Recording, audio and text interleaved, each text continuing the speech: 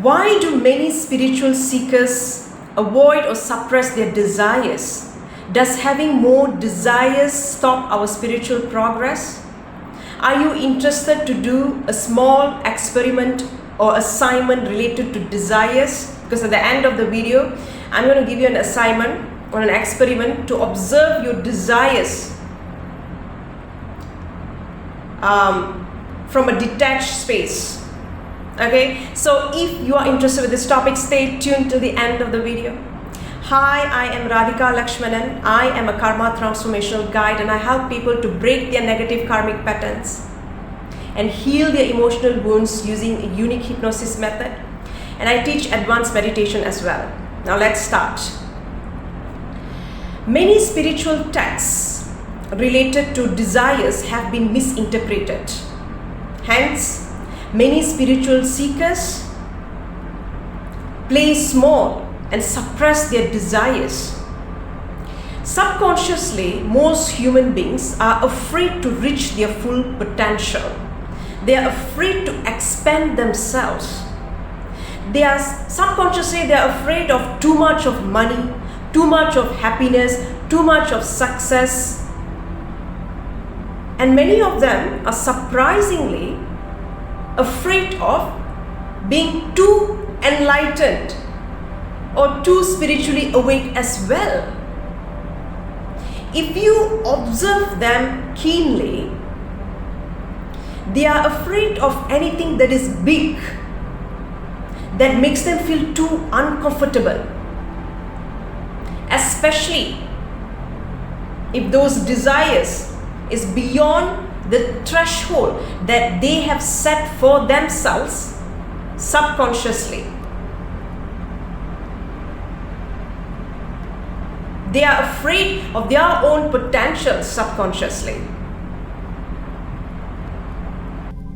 They come up with lots of excuses to justify their fear. They come up with statements like, nature balance out anything that is too much. Too much of money is evil. If you become too enlightened or spiritually enlightened, you will have to walk away from your family. If you're too happy or if you laugh a lot, something bad or sad might happen. They misunderstood many spiritual concepts and misinterpret it according to their own fears and limited beliefs. And that's because most human beings are more afraid of their light rather than the dark. They are more afraid of the light rather than the dark. Most of them, or many of them, are more comfortable playing small rather than breaking their negative karmic patterns to reach their highest potential. They are afraid of the unknown, of the new, and are afraid to let go of the attachment that they have to the known, to the familiar and the past. Some of them are afraid to surpass their family members or friends due to fear of being abandoned or rejected by them. You know, some people are afraid to be successful subconsciously because they do not want some of their friends or family members to be jealous of them.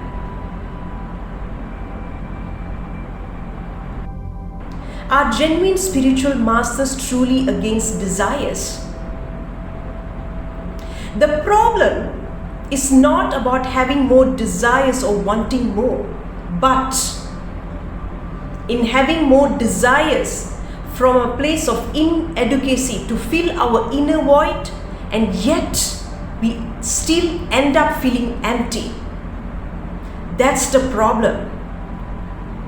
The problem is not about wanting or purchasing more items, but in our attachment to those possessions and allowing those possessions to determine our value and worth.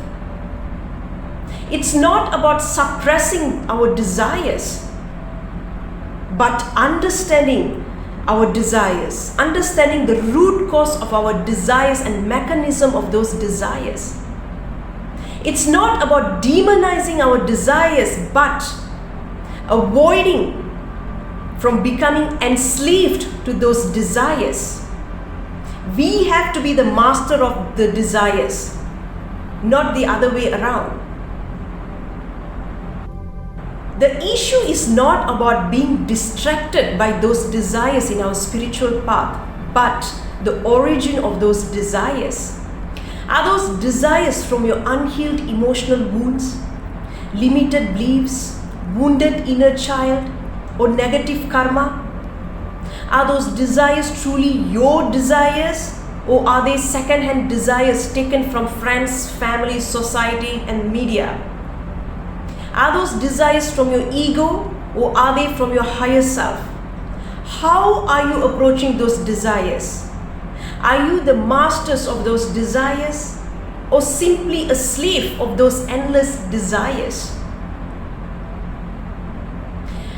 Is your identity and worth attached to those desires? If yes, do you still feel not good enough despite attaining those desires? Are those desires from a place of fear, or are they from a place of love? Why do desires cause many disappointments in life? These are the right questions that we need to ask in life. Many people assume that desire means only when somebody wants something.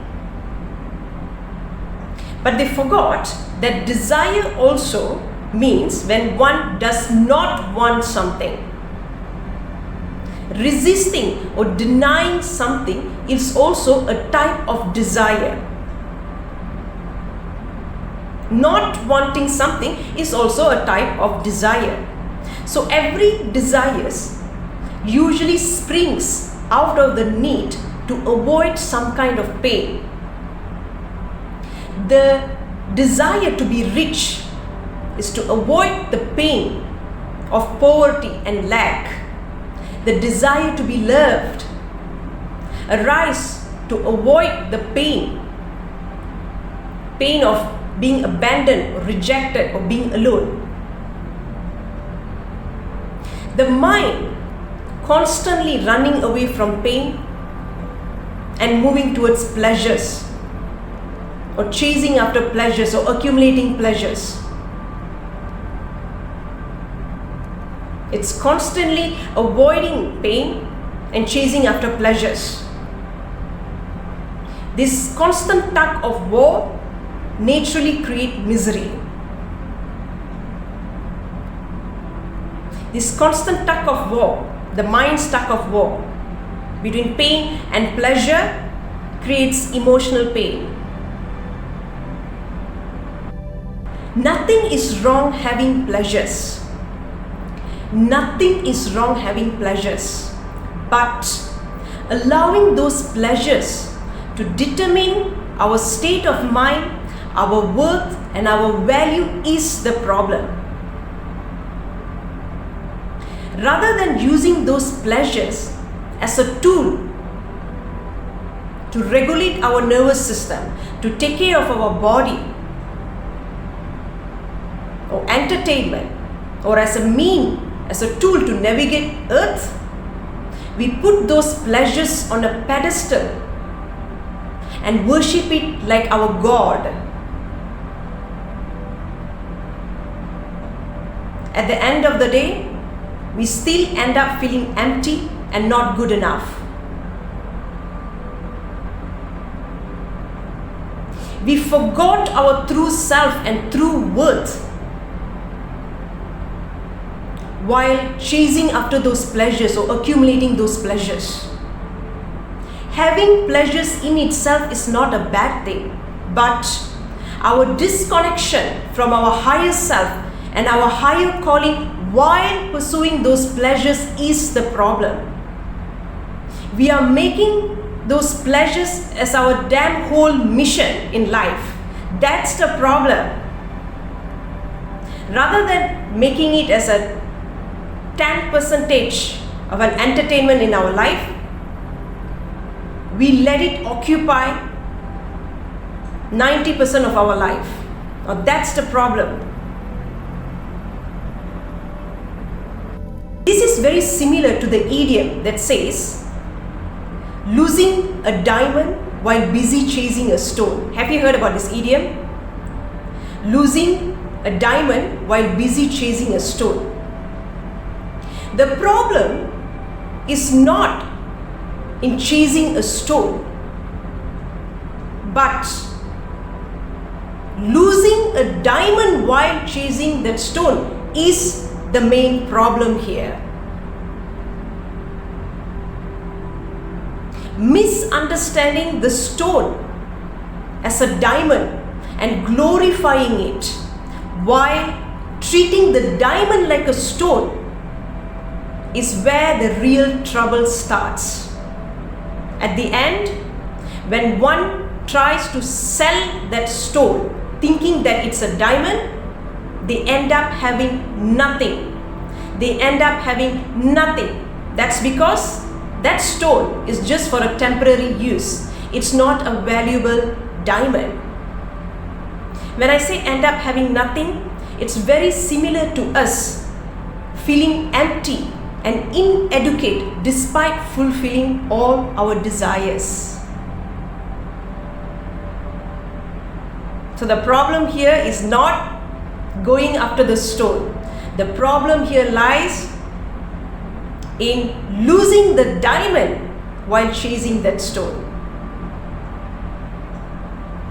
So it's not about being too beautiful, too successful, or too enlightened. It's not really about wanting more or having more. It's about taking action towards desires that only springs from your higher self, from your higher calling. If your higher self wants you to be a billionaire, then go for it. If your higher self wants you to be famous through a particular profession, then pursue that. Don't play small. Don't settle for less. But you have to know on how to differentiate the desires that's just coming out of your ego and desires that's from your higher self. You have to know whether they are truly your desires or they are second-hand desires taken from others. And that's the reason inner work and spiritual work and sadhana is very important to know that. And that's one of the reasons we need to learn how to connect with our true self and intuition. And most importantly, how do you feel after attaining all those desires? Is it just temporary satisfaction, or do you still feel not good enough or empty despite attaining all those desires? You have to find the root cause of the desires. Somewhere subconsciously in your mind, there is a strong belief system that you are not enough. That is one of the main root cause here. Root cause of feeling not good enough or feeling empty despite having all our wishes being fulfilled. We need to understand how the mechanism of desires work. So I'm going to give you an experiment. Okay? The problem here is not about having desires but being the masters of your desires. You have to be the masters. You don't allow those desires to enslave you. So this small experiment that I've done on myself, okay, this will help you to be the masters of your desires. So let's say you are going through your day as usual. I want you to notice whenever you see something, whether it's a billboard, a signboard, or something, a picture on the internet, anything, just observe yourself. The moment you see it, you immediately want it, especially if you really like it. If you see a foodstuff, immediately your sense organs will feel that foodstuff. Okay, you can feel the taste of the foodstuff and immediately you want it. And when you look at a beautiful dress, the message goes to your sense organs. Then from sense organ it goes to your mind, and immediately you want to wear it.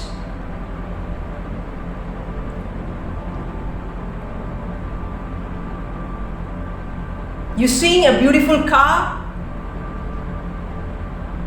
your sense organs receive that message and sends to your mind, and immediately your mind, your ego, it imagines of having that car, and immediately it wants it.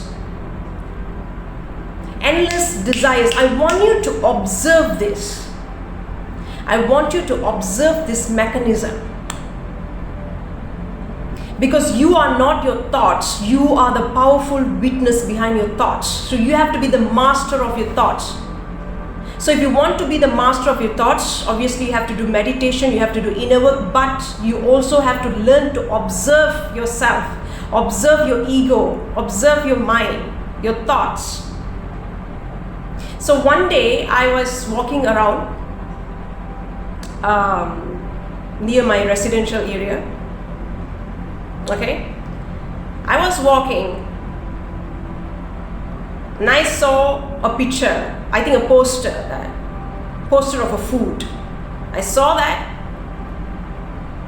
my sense organs received that information and goes to my mind, and immediately I can feel the taste of that food in my tongue, and immediately I wanted it. And then 5 or 10 minutes later, I saw a lady wearing a beautiful dress. It was so beautiful. I looked at it. My sense organ received that message, sent the message to the mind. Immediately in my mind, I imagined myself wearing that dress, and I liked it. Immediately I want it.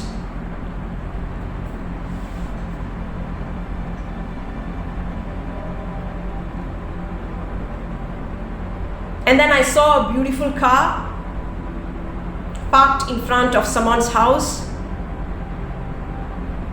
Immediately I imagined myself having that car, and immediately I want it. Do you see the endless desires? It just go on and on and on and on. So it's just from your thoughts. You are not your thoughts. Sometimes your thoughts do not belong to you. It's not even your own thoughts. Sometimes it belongs to someone else. If you're truly meditative, you can see the difference between your thoughts and someone else's thoughts.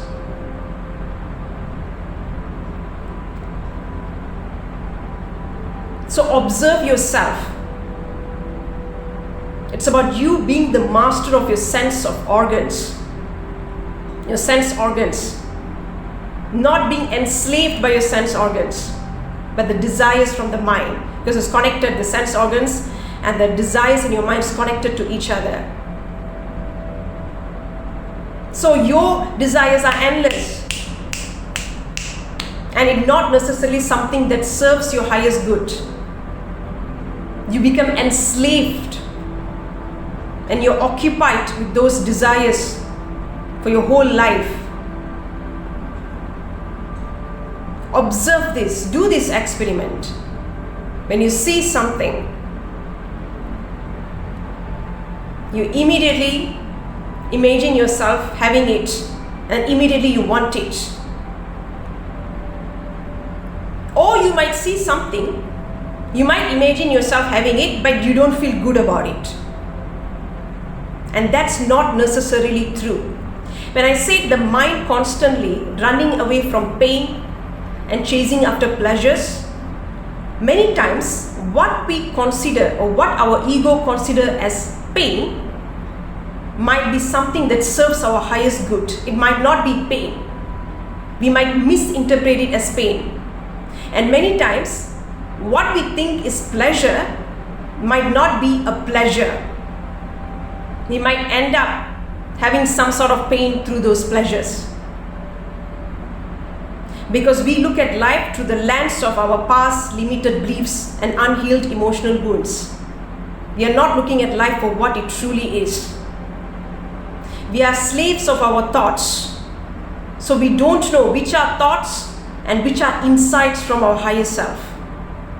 We need to know how to differentiate between both.